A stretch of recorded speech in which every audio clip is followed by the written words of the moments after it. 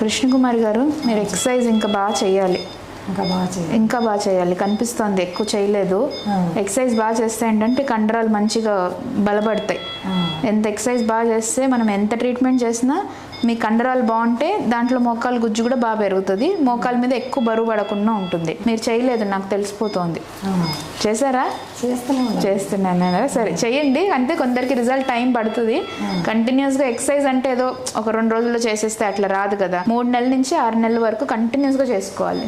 Exercise అయితే మానకండి.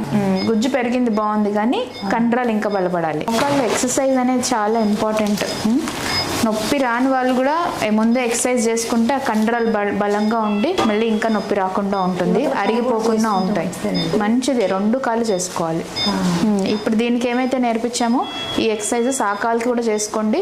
ఇది ఇంకా ఆ స్టేజ్కి వెళ్ళకుండా ఇంకా అరుగుదల అవ్వకుండా ఉంటుంది. సరేనా? ఓకే.